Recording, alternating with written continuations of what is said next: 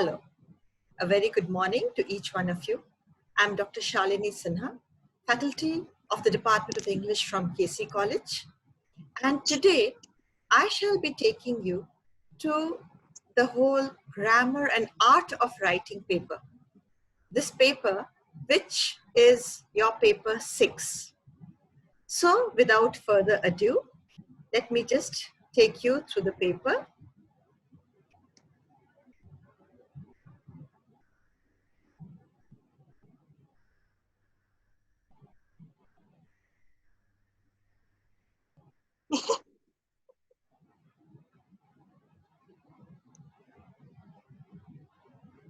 Right. Now, so first things first, let us look at what is the very essential thing in grammar, your symbols.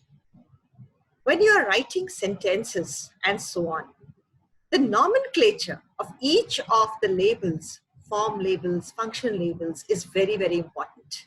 You have been told that, and I am telling you this all over again. So let us look at all the different labels that you have. What do you have? You have first the open class words. The open class words, which are noun, verb, adjective, and adverb. And as you know, which are the open class words? Open class words are those that allow membership of new words. And what are the symbols? You've got noun in a capital N. As you see in the open class, each of the parts of speech, the symbol is in capitals. So nouns, again, what are nouns? The game that you play, name, place, animal, thing. And to that you can add a few abstract nouns, metals, and so on. So we have girl, chair, water, animal, beauty, metal, all of these which are nouns. Verb. Verb again, we have in two ways. That is the main verb and then the auxiliary verb. The main verb written with a capital V, auxiliary with a small v. And again, your examples are sing, walk, is, are, become, and so on. Adjectives, as you know. What are adjectives? Words that describe nouns. And that is written with a capital A and a small j. Please remember, adjectives are not written with a capital A, small b, and j. This is a very common mistake that people do. Adjectives are capital A and small j. And what are adjectives? Describing words. So you've got a good boy, a tall girl, a calm manner, a sweet mango. Adverb, capital A, small v. What's an adverb? Those words that add to the verb, that add to the adjective, and that add to the adverb. So words like now, there, calmly, an adjective to which a ly gets added becomes an adverb. Actually, the adverb of attitude, away, and so on. So these are your open class words and the symbols for it. Now let us look at the closed class words. What are they? Determiner, pronoun, preposition, conjunction, interjection, enumerators. And if you see all the closed class words, the nomenclature begins with a small letter. So a determiner is a small d. The, and, this, that, these are all determiners. Pronouns, words that come in place of a noun. His, her, me, you, someone, small p, small n. Preposition, what is a preposition? A preposition is that word that comes before a noun and gives its relationship with another noun. So you have the cat sat on the table. So here the two nouns are cat and table. And the preposition here is on. Where did the cat sit? On the table. And words like off, in, on, at, under, from. And it is written with a small p. Then you've got a conjunction, small g, small j. Conjunctions are merely joining words, those words that join two sentences. So and, but, because, when, so. And then the next is interjection. Interjection is again a small I and a small j. And what are interjections? Exclamatory words. So words like oh, ah, ouch, ugh, hey, all of these are interjections. And then you've got enumerator. Enumerator is written with a small e. So all the number words, 1, 2, 3rd, first, These are all interjection. So once we've got all these words and the symbols clear, now let's proceed. So we all know that what is most important in a sentence? The SPOCA or the function labels are the most important. If you remember, it's the function labels, then you've got the form labels, and then the meaning. So the first thing that is very, very important, and this also pertains to your question number 1, which is that identify each of the elements of the sentence that is given. And here you have to identify the function labels as well as the form labels. So let us look at first the function labels, which is SPOCA. What is SPOCA? S stands for subject, O for object, P for predicate, C for complement, and A for adverbial. Now, what are these? In a sentence, we divide sentences into phrases. Now, the function of each phrase is that which is very, very important. So the first thing in any sentence that is very, very important is the predicate. So let us remember this and let us know this, that no sentence can be there which doesn't have a predicate. A sentence may not have any other element, but it has to have a predicate. So the predicate is what? It is the verb phrase. So verb phrase is what? It tells the state of being, or it tells the action that is being performed. And what is the subject? Subject is the doer of the action. And what is the object? The action that gets transferred onto another thing, or the noun, that is the object. Complement, again, that which tells us more about either the subject or the object, that which describes it. And adverbial is the A. Adverbial is something that tells us something extra, okay? And any other question, that is what it answers. So now to move on. Our first question pertains to the simple sentences, which are one sentence and one clause, meaning they've got one predicate. For example, look at this sentence that we have. Many people are painting their houses white these days. Now, as I told you, the first important element is what? The predicate. So first we identify the predicate. And what is the predicate over here? Are painting. Here the action is being performed, are painting. Now what comes before the predicate is the subject. So obviously many people becomes the subject. Now many people are painting what? And the answer is their houses, object. Then many people are painting their houses, again what? And the answer is here C, complement. So this C is white, which tells us about the houses. What are the houses being painted? They're being painted white. So this is the C, the complement. And then the next thing that is there is their houses white these days. So when are they painting it? It is these days. So the adverbial here is answering the question when. Hence we have these elements, that is S, P, O, C, A. So in this sentence, you've got S, P, O, C, A. So the point here to remember is that after a predicate, when you ask the question what, the answer that is given is by the object and also by the complement. And the adverbial is that which answers different questions. Now, we might get confused between the object and the complement. Now let us look at the next sentence that I have over here. Rita dislikes cabbage. The skeletal structure, if you see, the skeletal structure very clearly says that this is S, P, and O. Now, the next sentence is Imran is a scoundrel. And the skeletal structure here is what? S, P, and C. Now, Rita dislikes what? Cabbage, which is an object. Imran is what? A scoundrel, which is a complement. Now, why did we call this a complement? And why not an object? Very, very simply, because a scoundrel over here is describing the subject, which is Imran. Whereas cabbage over there is not describing anything. It is merely saying, what is it that Rita dislikes? So in the first case, cabbage is an object. In the second case, a scoundrel is a complement, even though both are answering the question what. So this is something that we must remember so that there is no confusion between what is an object and what is a complement.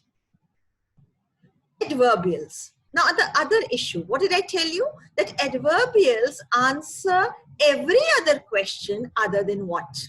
So when we ask after the predicate, when we ask the question why, when, how often, how frequently, where, all of these answers that are given are by the adverbial. Now look at this sentence. Actually, he works at home very rarely these days. Now, as I told you, the first thing to look for in a sentence is the predicate. So what is the predicate over here? The predicate over here is works. So when we get the predicate works, obviously, what is the object? What is the subject? Sorry, the subject over here is he, that which comes before the predicate, he. So he works. Now, the questions that you're going to ask, he works where? And the answer is at home. The next question that we ask is, he works how frequently? And the answer is very rarely. And the third question again that we ask is that he works again, when? So these days. So the different questions that are being asked over here, where, how frequently, when. And actually is what? It's a word of attitude. So what do we have over here? We have got he works, but along with that, we have 4 different adverbials. Now, we cannot mark them all together because each one is a different adverbial. One is an adverbial of place, one is an adverbial of time, one is an adverbial of attitude. So like this, we've got so many different adverbials. Hence, the skeletal structure here becomes A, S, P, A, and A. So remember this, that adverbials answer all of the questions other than what. And accordingly, and one more test that we have for adverbials is that adverbials are movable. Now this sentence, you can move the adverbial here and there without changing the meaning of the sentence. So for example, he works at home very rarely these days actually. Or he works very rarely at home these days actually. Or these days, he works at home very rarely actually. So you can change. So this is a very big test for adverbials. Adverbials are movable. You can move them without changing the meaning of the sentence. So anytime you have an issue with the adverbial, please try and move it. And if you're able to move it without changing the meaning, then be sure it is an adverbial. Now, let us look at a few special cases of MOCA. What is this? This is vocatives. Now, what is a vocative? When you address somebody, for example, you're calling somebody, then that becomes a vocative. For example, the first sentence is, come into the garden, Rita. Now, when you say this, you are calling out to Rita. You're telling Rita, come into the garden. Hence, Rita becomes a vocative. So, how do you write in a vocative? You put it in a separate round bracket, and on top, outside, a capital V, a small O and a C for a vocative. And at the bottom, you put a capital N and a capital PY because Rita is a noun. So it's a noun phrase. So vocatives are noun phrases, but they are always mentioned separately because it's an address. Now, do not mistake what a vocative is. For example, the next sentence is, Rita is coming into the garden. Now, in this sentence, you're not calling out to Rita. You're not addressing Rita. Here, Rita becomes a subject. And so, your predicate here is coming. And the subject becomes Rita. So, where is Rita coming? Into the garden, which becomes an adverbial. So, this is an SPA skeletal structure, very different from a vocative. To give you another example, Dear John, I am waiting for you. Now, Dear John, again, is an address. Somebody is being addressed. Somebody called John is being called Dear John. And here the subject is I, where you're saying, I am waiting for you. So, Dear John becomes a vocative. Again, we put it in a separate round bracket and the VOC on top and the noun phrase at the bottom. Whereas, the other sentence would have been simply, I am waiting for John. Now, I am waiting for John is very simply subject, predicate, and for John, it's a PP. So, it becomes an adverbial. So, do not make mistakes between vocatives or any other normal sentence. Vocative is that where you address somebody, you call out to somebody. Next, another special case of the SPOCA is what? The direct object, OD, and the indirect object, which is OI. So OD and OI. Now, how do we look at OD and OI?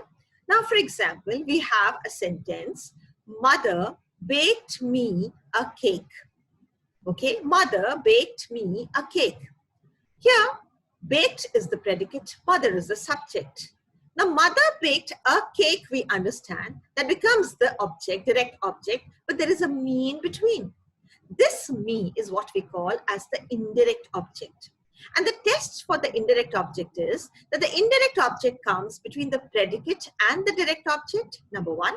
And number two, the indirect object, if we change this sentence a little bit, it will become, mother baked a cake for me. So mother baked a cake for me, that is, the indirect object gets converted into the prepositional phrase. And you know, prepositional phrases are adverbials. So if I change the sentence a little bit, it will become SPOA. Similarly, Sumi bought her mother a car. So Sumi bought her mother a car. SP is very obvious. OD, that's the direct object, is the car. And who did Sumi buy a car for? It is her mother. So her mother here is the indirect object, okay, which is between the predicate and the direct object. Now, to test whether it is an indirect object, let us just change the sentence a little bit. Sumi bought a car for her mother. So the indirect object becomes the prepositional phrase over here, SPOA.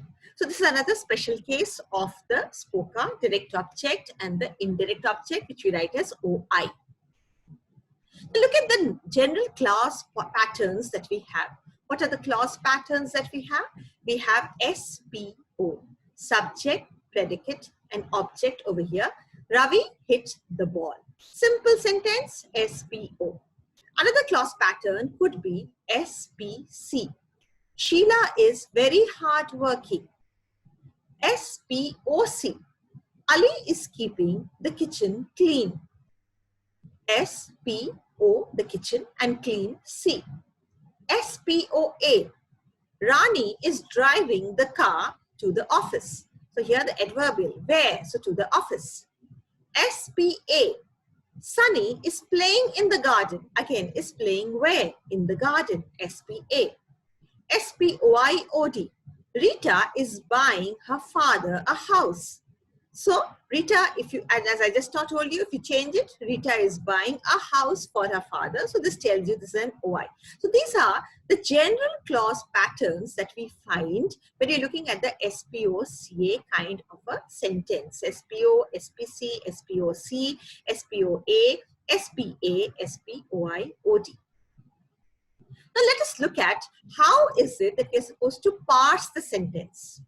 Now, you know what is parsing? Analyzing each element of the sentence. Now, my sentence over here is, you have been eating too many olives recently.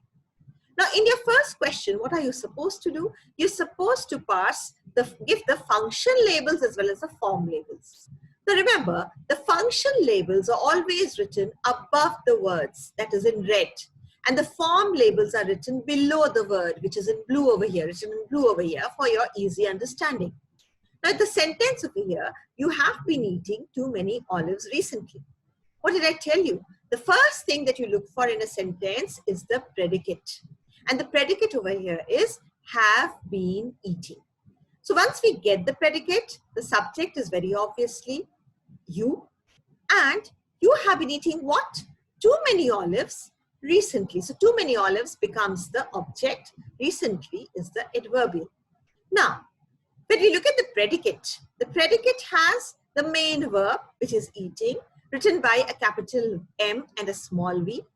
And then there are the other words, the other verbs that are there along with it, which is have and been, which are what we call the auxiliary, written with an AUX. And then look at the object. Now the object over here has too many olives. of all of these, obviously, which is the main word? The main word over here is olives. So we denote olives with a capital H, which is a head. And to and many are the modifiers, the pre-modifiers in this case. So we simply call them by a capital M. To and many become the capital M. And recently is the only word over there, which is the capital H, head. And you over there is also the only word, so that becomes the capital H, the head. So I have parsed all the elements of the function that is over there. The SPOCA elements are all there. Now let us look at the form labels. So the form labels, when you look at it, you, we know, is a pronoun. And pronouns are replacements of nouns. So this phrase we put as an NP, noun phrase. Then look at the P. We have a capital V for eating. We have a small v for auxiliary, which is been, and another small v for have, which is another auxiliary. So this becomes the VP, our verb phrase. The next one is the object. Now in the object, olives, which is the head, is the noun. Many is the adjective, and to comes before the adjective. What do we know? That adverbs modify adjectives, so to here becomes an adverb. So we have over here an adverb, an adjective, and a noun, and the head is the noun, so obviously this is a noun phrase. Similarly, recently here is what? It is an adverb, so this becomes an AVP, the adverb phrase. Now this whole sentence, the phrases are always marked by round brackets, remember, and the clause is marked by the square bracket. Now this sentence is a simple sentence having only one predicate, hence we call it one sentence, one clause. So we mark it like this, SE/CL, meaning one sentence, one clause. Look at the next one. The police are looking for a man with one leg. Again, my predicate, the first thing I look for, which is are looking. When are looking becomes the predicate, it is easy to understand that the subject is the police. And then the police are looking for what? For a man with one leg. So for a man with one leg, I put in one bracket. Why? Because with one leg, this becomes a PP within another PP. Not any man, but a man with one leg. So this is a PP within a PP. And because this phrase starts with a for, this for is a preposition, hence it becomes a prepositional phrase. And what did we know? We knew that all prepositional phrases are adverbials. So when you look at it, let us first mark all the function labels. So in my subject, we have police as the head. We have the as the modifier. Predicate is marked with a capital MV and an auxiliary. And the adverbial, again, for a man with one leg. In all of this, which is the most important word? Man. So man becomes the head. And if man is the head, then the words before that become the pre-modifiers, that is for and a. So we mark it with only a capital M. And after that is another phrase with one leg. So this becomes the post modifier. Here you see the capital M over there. So this becomes the post modifier. And then you have, so we have over here with, as you can see over here now, with one leg. So leg in this phrase, this prepositional phrase, if you see, what is the most important word? It is leg. So when leg is the most important word, it becomes the head. And all the rest of the words that you have over there, they become the with and the one that becomes the pre-modifier. Okay, so we mark it with the capital M. So now all my function labels are marked. Now let us look at the form labels again. The police, police is a noun. The is the determiner. This becomes a noun phrase. Similarly, in the predicate, looking is the capital V, the main verb, and R is the auxiliary small v, so it becomes a VP. In the adverbial, man is the noun. But before that, we have a as the determiner and for as a PP. And what did we know? That a preposition plus an NP is a PP. So this becomes a PP. Again, with one leg, leg is a noun, one is the enumerator, and with is a preposition. So this becomes the PP again. So this is not this is an adverbial, which is a prepositional phrase. So again, this is all the phrases marked with the round brackets. And never forget to mark the clause, which is with the square bracket. So this becomes again one sentence, one clause, because there is only one clause over here. So we call it one sentence, one clause. This is how we are supposed to mark each of the elements of the sentence, giving the form and function labels. This then takes care of your question number 1, which is there in your question paper, which is about the form and function labels of a sentence. Now, moving ahead, let us move on to clauses. Now, when we go on to clauses, okay, what do we have over here? We've got subordinate clauses, okay, and coordinate clauses. What are subordinate clauses? Subordinate clauses are those clauses which are dependent on the rest of the sentences. Now, the first thing that we have to first understand is, what do we mean when we talk about a clause? A clause is that part of a sentence which has a predicate. It may or may not have a subject or any other element, but it definitely has a predicate. So in any sentence, when you're going to look for how many predicates does that sentence have. And when we find other predicates, what do we look at? In a subordinate clause, what we find is that one set of the clause is dependent on the rest of the sentence for its existence. It cannot exist without that. So that is why we call it a subordinate clause. That clause which is dependent, we call it a subordinate clause. Now, there are many kinds of subordinate clauses that we are going to look at. So the first clause that we're going to look at is called the noun clause. The noun clause, which we write with a capital N, capital C, and a small l, NCL. Now, what are noun clauses? The noun clauses actually function very similarly to noun phrases, which you had done previously. Only difference over here is that there is a predicate over here, so it is a clause. Now, my sentence is, what this country needs is a great leader.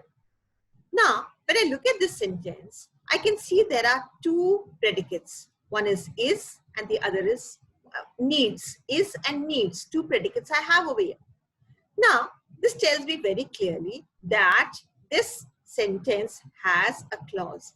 Now, when I look at my clause, how do I identify my subordinate clause? Subordinate clauses are identified by the first thing, of course, is that subordinate clauses are dependent. That's the first thing to understand. The second thing to understand is that subordinate clauses generally have an introductory element, which is called a WH element or a TH element, meaning which, what, who, etc. And the TH element could be this, that, etc.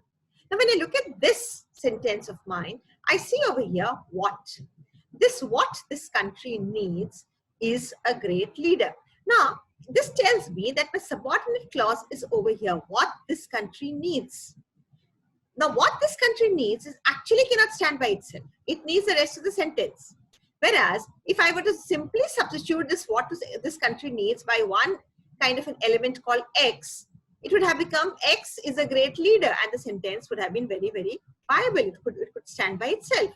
So this tells me that in this sentence, the main predicate, what is the main clause predicate? Is.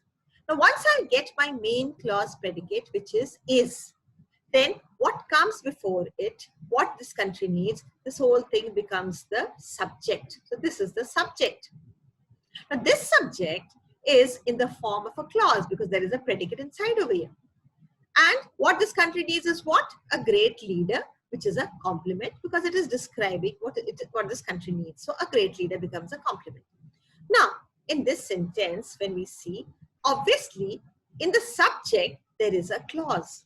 Needs is the predicate. Okay, this country needs what? So what we put as an object, and over here, this country becomes the subject. So this is what we find in the place of the subject of the main clause. Hence, this becomes the noun clause. So as I told you, if you remember, you could find noun phrases in the place of the subject. Noun phrases would be where the subject was. Similar to that, noun clauses are where the subject is. Okay, so this becomes a noun clause. Next sentence is what? I told George that the earth is round. Again, let us look at the predicates. The first thing to always look for is the predicate. So told is one predicate, is the other. Now, I told George, sorry, here it has become Jim, but okay. So I told Jim that the earth is round. Now over here we have what? I told, first of all, then Jim, and what? That the earth is round. And again over here we have this th element, that over here. So obviously this that the earth is round becomes my direct object, and Jim over here becomes the indirect object. So I told Jim that the earth is round, and that over here is a conjunction. The earth subject becomes a predicate, round becomes the complement, and this that we find over here, this clause, this subordinate clause, is in the place of the object. And what did we find? You know, where did you find the object? What was generally there? The noun phrase. Similarly similar to that is the noun phrase, you have over here a clause. And so in the object, instead of the noun phrase over here, you have a clause. So this becomes your noun clause. Okay. So in both of these sentences that I've shown you, in the first case, you have an NCL, which is there where the subject is of the main clause. In the second one, you have an NCL, which is there where the object is of the main clause. So, but obviously, and one more thing over here to remember is what? That this is a finite or tensed clause. What is a finite or tensed clause? A finite clause, if you remember your verbs that we had done in the last semester. What is a finite verb? A finite verb is that which shows the tenses. Okay, and that is number one. And number two is what? That the finite verb shows subject-verb harmony. So if the subject changes, the verb also changes. Okay, and the number two thing is what? That the finite verb shows the tense. So over here we have what this country needs is a great leader. Over here both are in the present tense. Again over here we have I told Jim that the earth is round. So over here what do you have? Told is they tell you the tense. You understand what the tense is. So these are finite or tensed clauses. Let us look at a few more noun clauses over here. I have forgotten who gave the prize. Okay. Again, the same thing. I have forgotten what? Who gave the prize becomes the object. And who gave the prize? Again, we have a subject, predicate, object. It is in the finite form, finite verb form. So it is an NCL. That USA is in North America is a well-known fact. Now, again, the two verbs that we have, one is and the other one is also an is.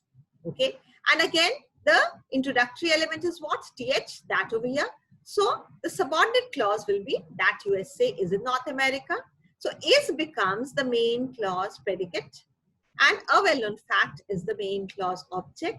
Obviously, before the predicate, what we have is that USA is in North America. The whole thing becomes the subject of the main clause. And then we parse this subject and find we already know that's a predicate. USA is the subject in North America. Okay, becomes the adverbial. And that is the conjunction over here. So we have this as the noun clause. So over here in the first case, we have again NCL in the place of the object of the main clause. And in the second case, we have NCL in the place of the subject of the main clause. Now, let us look at, we had looked at the finite clauses. Let us look at the non-finite or tenseless clauses. What are non-finite or tenseless clauses? Where the verb does not tell you the tense. Where it could be any tense. Okay, it does not tell you what the tense is. And number two, there is no subject-verb harmony.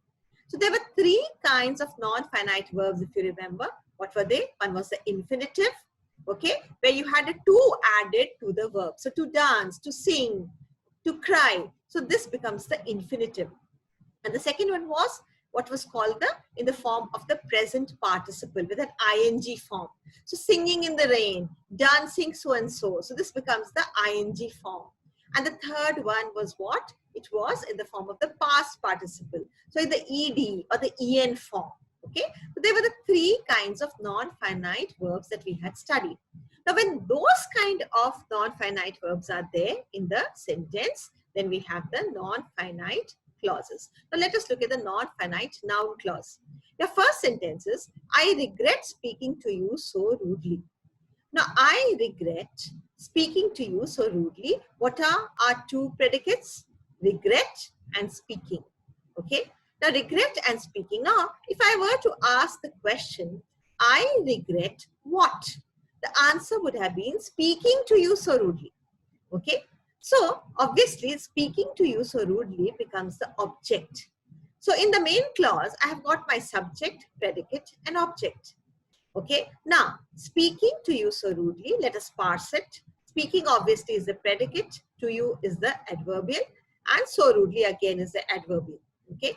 Now, here we have, why is it that this is the, what is speaking to you so rudely? The speaking actually does not tell me about the tense. So, I could have said, okay, I will regret speaking to you so rudely. I have regretted speaking to you so rudely. I am regretting speaking to you so rudely. So the speaking remains the same. There is no change. Where is the change? The change comes in the main clause predicate, which is the finite verb. So there you can understand what the tense is. But from the other one, that is from the clause predicate, you cannot understand what the tense is. This becomes the non-finite, or in the form of the participle ing form. Hence, we call it N-cling. It is an NCL, we know, but it has the ing form, so we call it N-cling. Okay, this is the non-finite form. Next one. I saw team A beaten by team B last Saturday. Now again, I saw what? Team A beaten by team B last Saturday. The whole thing becomes the object. So in my main clause, I have SPO, but this O is the clause. Now in this O, what do I have? Team A beaten by team B last Saturday. Very obviously, beaten is the predicate. So team A is the subject. By team B becomes the adverbial, again a PP. Last Saturday is when, so becomes the adverbial. Now this beaten that we have over here, it is in the form of the past participle, EDN form. Hence, this noun clause becomes NCLEN, which we call N-clen. So I hope it is now very, very clear that what is a tenseless clause or a non-finite clause. Another thing that we must remember over here is, if there is a non-finite predicate, please remember, if there is a non-finite predicate, it will be in the subordinate clause. Okay, the sentence has to have a finite predicate, and that finite predicate will be in the main clause, but the non-finite predicate you will find in the subordinate clause if there is one. So that should solve your problem. There should be no confusion. Now, we've finished with the noun clause. Let us move on to the adverb clause. Adverb clause, which is written with an ACL. Now, adverb clause is what? Let us look at the first sentence that we have. They went wherever they could find work. Okay. Now, in this sentence, they went. Went becomes, as I told you, we have to find out first what are the predicates. So the predicate is went, first predicate, and the second predicate is could find. Again, we have a WH element over here, which is wherever. Now, so this sentence, I asked the question, they went where? And the answer is wherever they could find work. Now, obviously, this becomes my subordinate clause. Okay. Now, when this becomes a subordinate clause, I also understand, because they're answering the question where, it is also an adverbial. So they went where? Wherever they could find work. This is an adverbial. In the sentence, if you parse it, you get wherever as a conjunction. There is a subject, could find is the predicate, work becomes the object. Okay. Now, because this whole clause is what? It is the adverbial of the main clause. Okay. This becomes the adverb clause. So all ACLs obviously have to be an adverbial. This becomes the adverb clause. Okay. Now, let us look at the next one. When the situation improves, I shall go on a holiday. Okay. When the situation improves, I shall go on a holiday. Again, over here, what do you have? What are the two predicates? Improves and shall go. Again, a WH element. Okay. When the situation improves. So, shall go is the main clause predicate. I becomes the subject. On a holiday is an adverbial. And when the situation improves becomes what? It is also an adverbial. The test for the adverbial is what? That it is movable. So, you can move it. I shall go on a holiday when the situation improves. Okay, the sentence, there is no change in the meaning. So, this becomes the adverbial. And because here there is a clause, We parse it. When is a conjunction, the situation is the subject, improves is the predicate. This becomes the ACL, adverb clause. Third sentence, bats, I understand, are dangerous animals. Okay. In this sentence, if you see, the sentence could have been, bats are dangerous animals. But over here, there is an I understand, an added element. Okay. This I understand has a predicate. So obviously it's a clause and a subordinate clause. My main clause, the main clause predicate is what? Are. So I understand over here is just telling me some extra information. Okay. So this I understand becomes the adverbial in the main clause of the sentence, and it is obviously the ACL, the adverb clause. Now, what are all of these sentences that we have looked at? All of these sentences are finite verbs. They are all with finite verbs. Hence, they are the tensed clauses or the finite clauses. Let us look at the next one. Next one is what? The non-finite adverb clause. Okay. Now, the non-finite adverb clause, non-finite adverb clause, when you look at this, what do we have? We have over here, always haunted by guilt, he became weak. Okay. Now, again, let's look for the predicates. Haunted, became.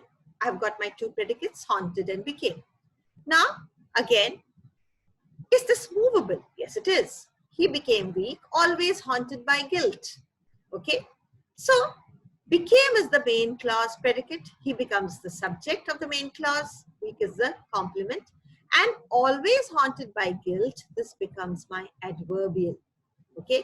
And when this becomes my adverbial, let us look at the predicate of this subordinate clause. It is a subordinate clause. Now, the predicate here is haunted. Now, haunted, is it telling me something about the tense? It is not. What is telling me about the tense? It is this became that is telling me about the tense. So, suppose to test this, I change the sentence a little bit. Always haunted by guilt, they became weak. Always haunted by guilt, they have become weak. As you see, the haunted remains the same. Okay, it does not tell you about the tense. Hence, here, this is a non-finite or a tenseless verb. So, we call it this becomes and it is the ED form. So, this becomes an A clen. Okay, this is the A clen. Let's look at the next sentence. Duncan, having retired for the night, Lady Macbeth put a sinister plan into action. Okay, the Duncan having retired for the night. Okay, Lady Macbeth put her sinister plan into action. So we've got again over here two predicates, having retired and put. The what can stand by itself. Lady Macbeth put her sinister plan into action. But Duncan having retired for the night cannot stand by itself. It's dependent upon the rest of the sentence. Obviously, this becomes a subordinate clause. So, having retired is the predicate, Duncan is the subject, and for the night becomes the adverbial. And the rest, in the rest of the sentence, we've got Lady Macbeth as a subject. Okay, P, that is, the predicate is put. Her sinister plan into action is the object over here. Okay, and this, that is Duncan having retired for the night, becomes the adverbial. And because it is having retired, ing form of the verb, so we call it a cling. Okay, so a clen in the first sentence, a cling. Now, when we parse these sentences, never forget to write the MCL, that is the main clause. The entire sentence is in the form of an MCL. So, never forget to write that there have to be two square brackets. Please don't forget, there have to be two square brackets. One is for the MCL and the other one, it is for the adverb clause. Another thing that you have to remember is that how many brackets are there that are opening, those many brackets should be there at the closing. For example, you look at this at the end of the sentence over here. Now, into action has a closing bracket. Then object starts here, that has another closing bracket. And then we have the closing square bracket of the MCL. This is there. So please see that your bracketing is perfectly correct. Now move on to relative clauses. Now if you saw one thing up till now, the noun clause and the adverb clause, they actually occupied the entire phrase. The entire phrase became the clause. But that's not so with the relative clause. In the relative clause, you have that this clause is a part of the phrase. Okay, what is a relative clause? A relative clause, first of all, the first thing that it does is it's a modifier. What does it modify? It modifies a noun. And the second thing that it does is it tells us more about the noun. It tells us a relationship, the relationship between the noun and the modifier. Okay, so this is something. And the third thing is that the relative clause will be a part of the phrase, not the entire phrase. Now look at this sentence. The girl who is dancing is my friend. Now when we say this, the girl who is dancing is my friend, the first thing, as I told you, find out first the predicate. So is dancing is one predicate and the second one is. Okay. Now who is dancing? There's a WH element over here. Okay. So if my main clause predicate is, the second is, then obviously my main clause subject is the girl who is dancing. So the girl who is dancing becomes the subject, is the predicate, my friend is the object. And in the girl who is dancing, obviously, there is the subordinate clause. So who is dancing, I put as a subordinate clause. Why? Because this who is dancing is telling me more about girl, not any girl, but the girl who is dancing. So this girl becomes the head and the noun. And who is dancing is a post modifier of the girl, which is also a clause. So this who is dancing is telling me more about the girl. And hence, this becomes the relative clause. Okay. And as you can see, this relative clause is a part of the phrase. It is not the entire phrase. The entire phrase is the subject. Okay. Whereas this relative clause is only the post modifier. Okay. So all my conditions of relative clause are fulfilling. Relative clauses modify, post modify the noun. Yes. Relative clauses tell us more about the noun. Yes. They show a relationship with the noun. Yes, it is doing. And it is a part of the phrase. It is not the entire phrase. That is so. Have you found anyone who can lend you money? Again, my two, the predicates that you have is have found. Okay.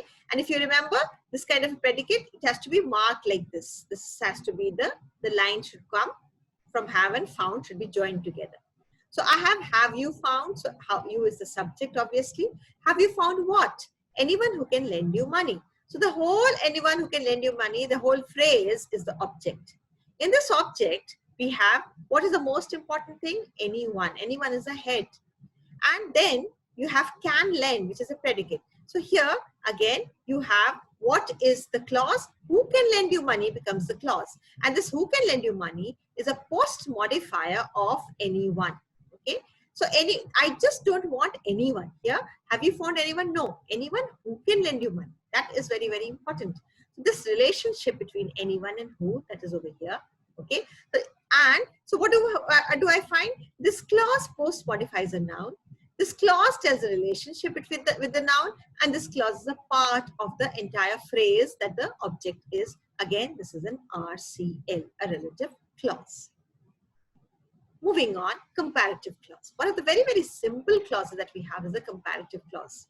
Comparative clauses, they are also like the relative clauses. They are a part of a phrase. They do not occupy the entire phrase. But comparative clauses, unlike a relative clause, a comparative clause has more functions. What does it do? Number one, a comparative clause post modifies a noun. Number two, post modifies an adjective. And number three, post modifies an adverb. So all three it post modifies. And the next thing that it does is comparative clause gives a comparison. So words like than, so, as can be found in a comparative clause. Okay, so they give a comparison. Okay, now let us look at the first sentence. We eat more food than we can grow. Okay, we eat more food than we can grow. Now, my two predicates are eat, okay, and can grow. Eat and can grow. Okay, now I have, as I told you, than over there. So obviously my subordinate clause, my comparative clause should be there somewhere. I can see there is a kind of a comparison. We eat more food than we can grow. Now eat becomes obviously my main clause predicate. We is the subject. We eat what? More food than we can grow, which becomes the object. In this, the most important word is food. So food becomes the head. Okay, and food is a noun. Okay, so food is a head, food is a noun, and more of course is a pre-modifier. Than we can grow is a post modifier of this noun. Where than is a conjunction, be is a subject, can grow is a predicate. So what was a comparative clause? A comparative clause, as I told you, is that clause which has this word than, okay, a comparison, okay, or as or so as the case may be. And it is a post modifier of a noun, and it tells about, it gives a comparison. All conditions being fulfilled, then we can grow. Over here, this becomes a comparative clause. He is less noisy than his sister was at that age. He is what? Less noisy than his sister was at that age. So this whole phrase is what? It is a descriptive phrase, so this becomes a complement. My main word, my main head over here is noisy. Okay, less is a pre-modifier, and then than his sister was at that age becomes a post-modifier. So noisy is an adjective, okay, and this than his sister was at that age is a post-modifier of an adjective, okay, and telling us more. That is, his sister was more noisy at that age than he was, in being introduced by the word than, occupying only a part of the phrase of the complement, okay. This obviously is a CCA. Similarly, you've been working harder than I thought. Okay, what are my predicates? Have been working, number one, and thought, number two. Again, I have a than I thought over here. Okay, so you have been working, and the answer here is how? Harder than I thought. Okay, so this harder than I thought, harder, of course, here becomes the adverb. Okay, so this becomes the adverbial. Okay, harder than I thought becomes the adverbial, in which you have than I thought is the clause, subordinate clause. Okay, so that we mark as a clause. Now this than I thought post modifies over here an adverb. So this is a CCL.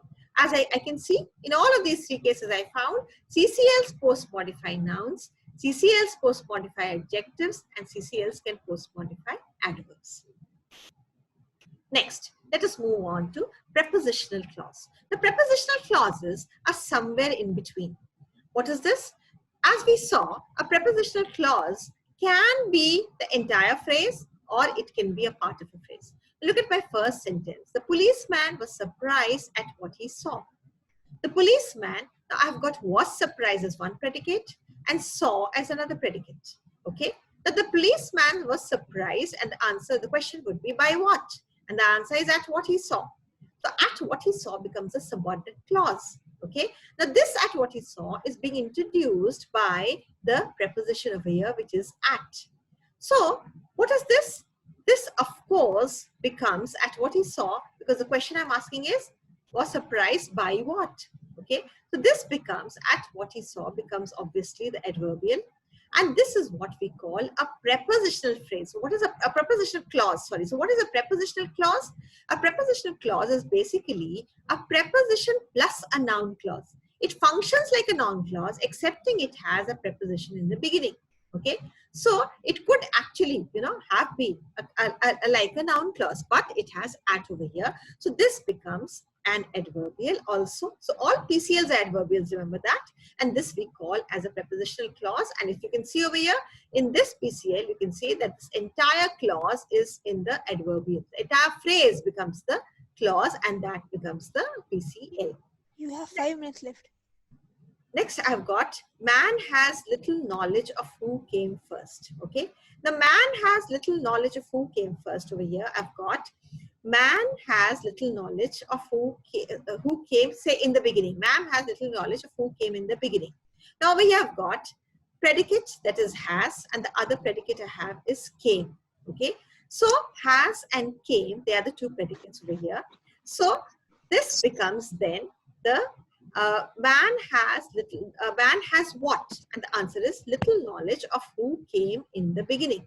Okay, so this little knowledge of who came in the beginning. Okay, and over here I have of who came in the beginning. This becomes the clause. Okay, knowledge is the head, and this is the post modifier over here. Again, who came in the beginning is like a noun clause, excepting it has an of, which is a preposition. This becomes a PCL. So in this case, the PCL becomes a post modifier, becomes a part of a phrase. So PCLs occupy somewhere in between position. Whereas you had the NCL and the ACL as a complete phrase. You had RCL and the CCLs as post modifier. PCLs can actually be both.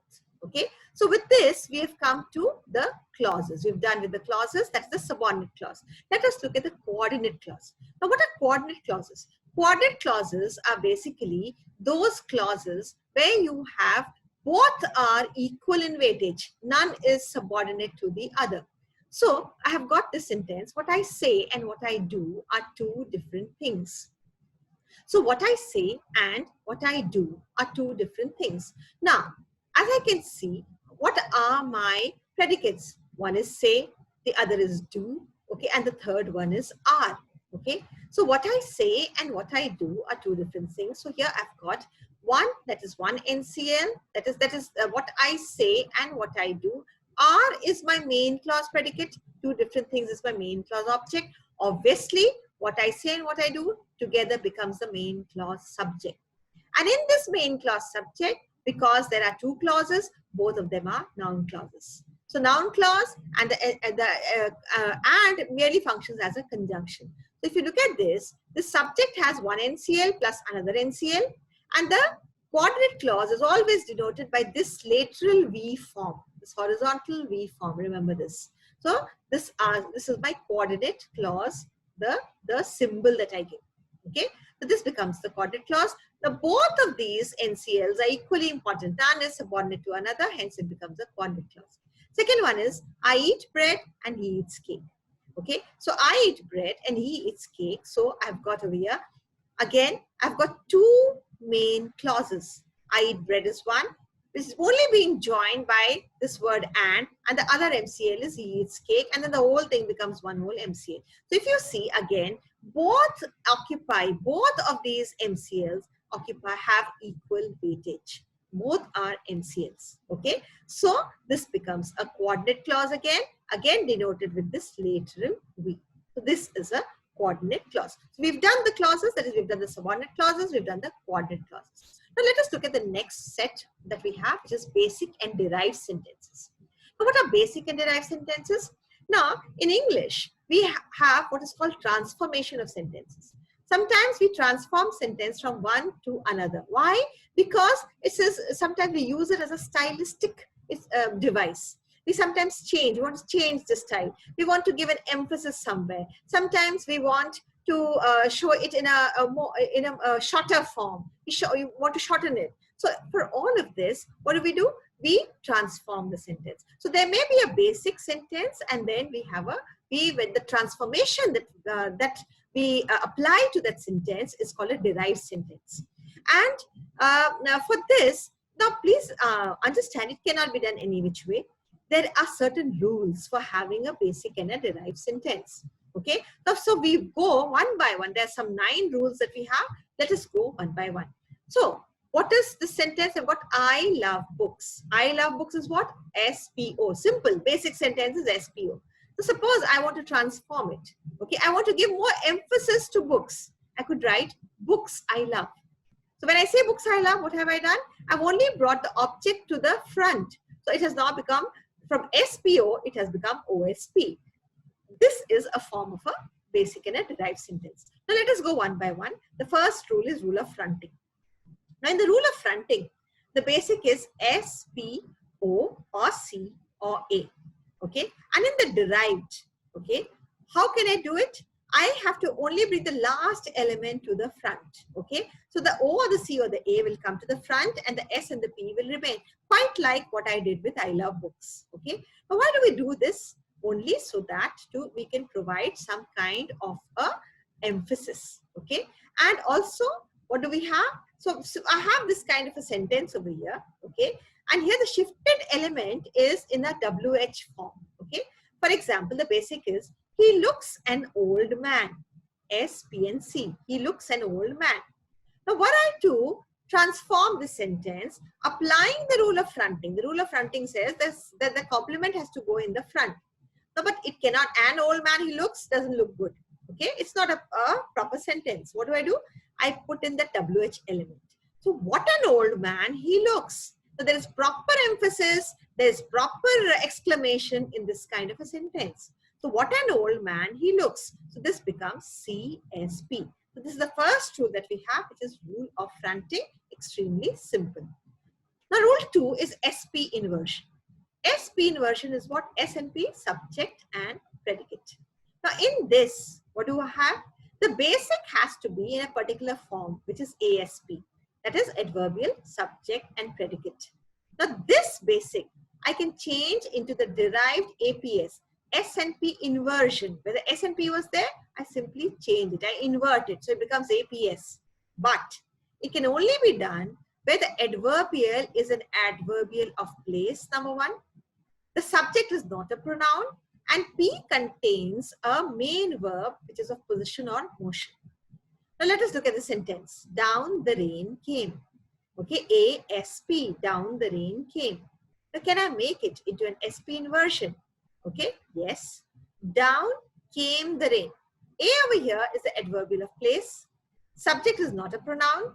P has a verb of motion. Over here, came becomes the verb of motion. So the ASP becomes APS, SP inversion, rule 2. Rule 3 is tag questions. What do I do? To a sentence, when I just simply add an interrogative clause, it becomes a tag question. Okay. So the basic is, we must go now. Now when I put an interrogative clause, it becomes, we must go now, mustn't we? Okay, so I've got 2 different MCLs. We must go now is one, must we is another MCL. Okay, now in we must go now, I've got SP and A, of course, is the now, which is SPA. Now mustn't we? What is must? Must, if you see, was the auxiliary. Go was the main verb. Must was the auxiliary. But over here, the form is also mustn't we, a short form of must not we. So we put this as aux, not, and we is of course the S. So in this tag question, I've got SPA, okay, changes to SPA, aux, not, S. Okay, mustn't we. Next one, basic is you aren't leaving. You aren't leaving is what? Aren't leaving, if I put together SP, you becomes the S, so SP. But if I put the tag question, you aren't leaving, are you? So you aren't leaving is one MCL, are you is another MCL, SP is you aren't leaving, but are is a auxiliary. And over here, you is the subject, so aux S. Okay. So when you have a sentence in the affirmative, the you can see the tag question comes with a negative, not. When you have a sentence which has the negative, the tag question comes with the affirmative. Okay. So we must go now, mustn't we? You aren't leaving, are you? Okay. So this is the tag question. The next one is passive construction, something very simple. We all know active into passive, passive into active. So here my basic sentence is the dog bit the burglar on the leg. As you can see, what is the skeletal structure? S-P-O-A. Okay, the dog bit the burglar on the leg. S-P-O-A. This is what? A very direct sentence. It's an active sentence. Now, suppose I want to change the sentence to make it into a passive construction. So then what, as you know, what will it become? The burglar was bitten on the leg by the dog, or the burglar was bitten by the dog on the leg. Okay, anything is okay. So over here, what do I have? The burglar becomes subject, was bitten is predicate, on the leg is adverbial, by the dog is adverbial. So SPOA changes to SPAA. Okay, this is the passive construction that I have. Cleft sentences. Now here, you have a single sentence that can be cleft or cleaved into different clause patterns. Okay, that is why it is called cleft sentence. So my sentence over here is John was drinking vodka last night. Was drinking is the predicate, John is the subject, vodka is the object, and last night is the adverbial.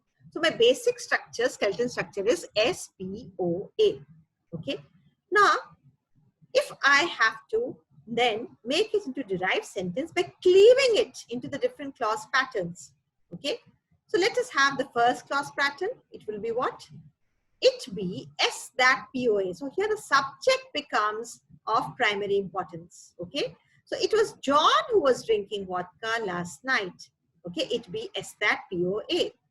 The second kind of my derived sentence would be it be O that SPA, where the object is of primary importance. It was vodka that John was drinking last night. And the third one, where A, that is last night, is given emphasis. It be A that SPO. It was last night that John was drinking vodka. Okay. So as I saw, apart from the predicate, there were three elements I had: subject, object, and adverbial. Hence, I could make three cleft sentences. Okay, with the formula, it'd be S that POA, it'd be O that SPA, it'd be A that SPO. So when we do cleft sentences, all of these three sentences we have to write. Okay. Existential sentences. What are existential sentences? There's only the introduction of an existing element, which is called there. There, which denotes existence, rather, I should say. So introduction of there over here. Now the basic here is nobody was around. Okay. Nobody is the subject. Okay. Was is a form of the verb be. And after that be, anything else around is X. Okay, so SBX. My basic, I write very simply as SBX. The derived form, what do? I introduce there. So the word, my sentence will become, there was nobody around. So simply I put there, and so the formula here will become, there be SX. Okay, was is a form of be. Okay, nobody is already as an S, and anything after nobody is X. So there be SX. Second one, a few people are getting promoted. Now, are getting promoted is obviously the entire thing is the predicate. A few people is the subject, but I'm only concerned with the form of the verb, that is the be form. Okay, so a few people becomes the S. R is denoted with a B. Everything else after that I write as an X. So my basic skeletal structure is SBX. Now in the derived, I have to put the word there. So it becomes, there are a few people getting promoted.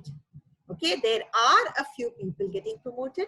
Simply becomes there be SX. So a few people was already S. Everything after that was X. So there be SX. So SBX changes to there be SX with the introduction of the word, the particle there. So this becomes the existential sentence. Extraposition. Now extraposition is what? Extraposition is there where we postpone the first part. Now this can only happen with a sentence where you have a noun clause. Okay, so in this sentence, the subject is in the form of a noun clause. This noun clause is postponed to the end of the sentence, and the empty space that is left by the noun clause, the subject, that is replaced by the word it. That is the extraposition that we're doing over here. So we are positioning an it over here. So it is called extraposition. Now the sentence, to move his arm caused him considerable pain. Okay. Now the predicate is obviously caused. To move his arm becomes the subject, and because it is to move, it is in the infinitive form. It is obviously a cli, so it is encli. So the skeletal structure is in the form of S encli POIOD. In the extraposition derived form, to apply the extraposition rule, what do? I shift to move his arm to the end, and I substitute an it over there. It caused him considerable pain to move his arm. So it caused him considerable pain, and then the S encli I simply move to the end. So my skeletal structure now becomes it POIOD S encli. So S encli POIOD basic changes to it POIOD S encli. This is extraposition. The substitution of PP for indirect object, we have already done this even before in the SPOCA, you know that. So my basic is Tom sent him a gift, where sent is the predicate, OD is the direct object is a gift, him becomes the OI. And what did I tell you? The test for the OI was what? That the OI is always between the predicate and the direct object, and OI can change into a PP. So by derived could be Tom sent a gift to him, or Tom sent a gift for him.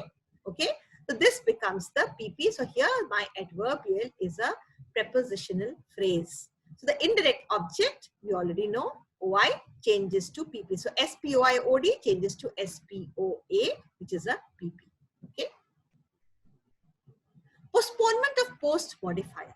In this, what do we have?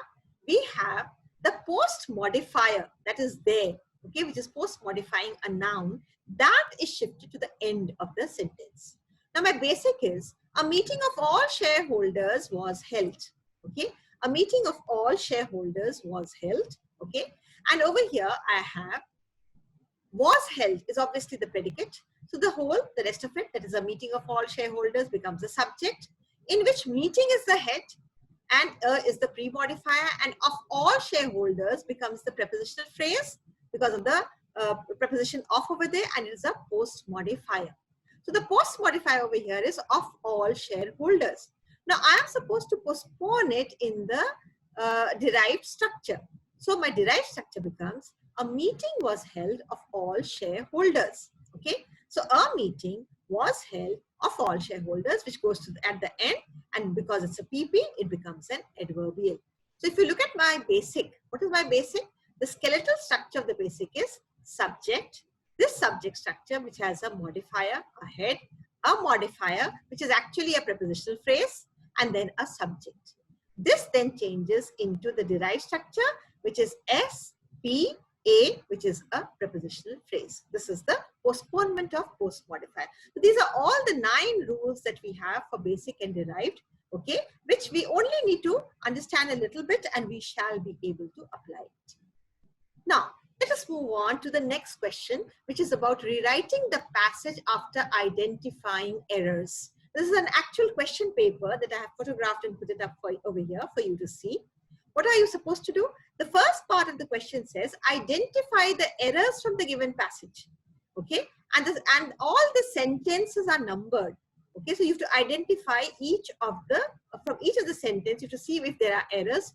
First, you have to identify, and next you have to rectify, okay, the errors, and you have to rewrite the sentence, giving it the appropriate. So this is a, what is this exercise? It is an exercise of cohesion, clarity, okay, that we teach. Now we're looking at art of writing. Art of writing all pertains to the cohesion that we have, the clarity, whether we are introducing the link elements, whether there is a flow in the passage. All of this is what denotes the passage, any given good passage. Okay, so look at this paragraph that I have. There is a usually hot summer prevailing in South India, and sage Agastya went to Mount Kailash. But there is obviously a lot of mistake in this. What do you have? There is a usually over here. Sage Agastya went to Mount Kailash. You know, somehow the sentence doesn't seem to make much sense. Let us move on. He went to ask Lord Shiva for water. Kaveri happened to be worshipping Shiva at that time. Shiva picks her up and puts her in Agastya's Kamandalu. Now, I'll not go into the whole thing, but even in these 3-4 sentences that I looked at, can we make a change? Can we make it more cohesive? Can we make it more coherent? Can we have a proper flow to this? Yes, we can. What do I do? So let us look at the first sentence. Okay. So I can say that there is the usual hot summer prevailing in South India, or the usual hot summer prevails in South India, and so and hence Sage Agastya went to Mount Kailash. There has to be a linkage, obviously, between the summer and why did he go to Kailash? Okay. So and hence Sage Agastya went to Mount Kailash to ask Lord Shiva for water. So I have combined sentence 1 and 2. Okay. Kaveri happened to be worshipping Shiva at that time. So Shiva picked her up and put her in Agastya's Kamandalu. Now obviously, you can see so many mistakes. The mistakes of tense, you can combine a few sentences, you can introduce a few linkage words. What are you supposed to do? All of these errors, please identify one by one. Okay, so number 1, sentence 1 and 2 can be combined. Okay, and the tense is, instead of is, this can be written. Okay, it's before Sage Agastya, the hence could be written. Okay, like this you can give the errors, and then the next part, after you've identified all the errors, the next part of the question says that rewrite the entire passage. So now you rewrite the entire passage, and I would always advise you that for this passage, please use the rough page, the rough sheet that is there in the question paper. Okay, first write it down over there in rough, see all the errors that are there, identify it, again write it down properly, and then only you replicate it in the fair sheet. Okay, so this is the next question that we have about art of writing. After that, we have what? Developing a passage. Now in this, what will you have? You'll be given 3 topics, 3 topics on, you have to choose anyone and you have to develop a proper passage. Now this proper passage should have a rhetorical structure. It should have a proper thesis statement. It should have rhetorical devices. Okay, this is the exercise that you have to do. Now, when you are writing, again, please use the rough sheet for this, question. So first, when you're writing, when you pick up a topic, you should immediately understand what is it, what are you going to attempt, how are you going to write it. So what kind of rhetorical structure will you use? Will you write in an analytical manner? Do you want to write in an argumentative manner? Will it be descriptive? Will it be cause and effect? Will it be exemplification? What kind, or is it say a combination of two styles or two structures? Okay, so that is very, very important that first you understand. And then the next thing that is very important is you frame a proper thesis statement. The thesis statement, if you remember, is a topic sentence. Okay, thesis statement is not a heading. It is not just a topic. It is not something in brief. It is something, it is a well thought out statement which is written properly in the form of a sentence. Okay, that is the thesis statement. Thesis statement can come in the beginning of the passage, in the middle of the passage, at the end of the passage. Okay, it is up to you, but I would suggest that don't be confused. It is best if you attempt the passage with a thesis statement either in the beginning of the passage or at the end of the passage. Okay, so what is a thesis statement?